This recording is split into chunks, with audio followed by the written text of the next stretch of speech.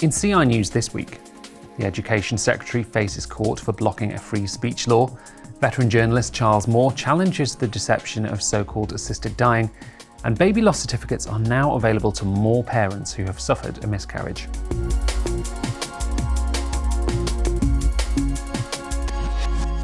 Hello and welcome to CI News on the 8th of November. I'm Angus Saul.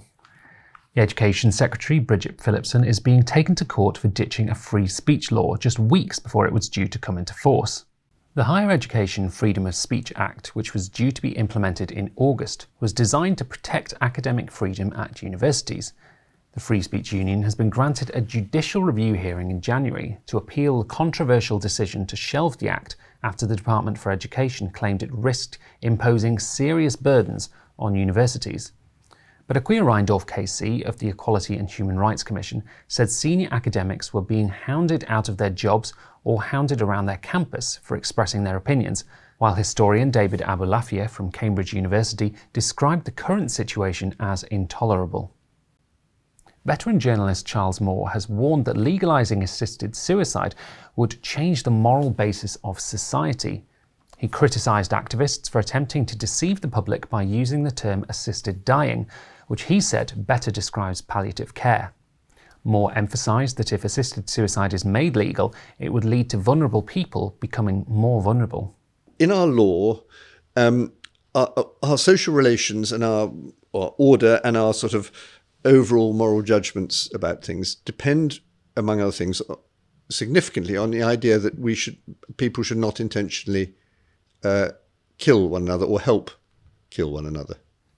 Ahead of the parliamentary debate on Kim Leadbeater's bill later this month, cancer doctor Professor Benoit Buselink has spoken of his experiences in Belgium, which legalised euthanasia in 2002. He noted that even in cases of severe physical diseases, people mostly seek euthanasia for psychological reasons, such as fear of future suffering, loss of autonomy, or being a burden to others. He lamented that doctors are now asked to decide if a life is still worth living and to solve these psychological problems by the administration of death. The US House of Representatives is investigating a $10 million research grant following concerns that data is being withheld because it doesn't support trans ideology. Dr. Johanna Olsen-Kennedy admitted she has not published the trans youth care study because she fears evidence showing puberty blockers did not improve children's mental health could be used by those opposed to so-called trans-affirming procedures. Lisa McLean, chairwoman of the Subcommittee on Healthcare and Financial Services, said Dr. Olsen-Kennedy's actions are an irrefutable example of politicisation of scientific research to further an ideological agenda.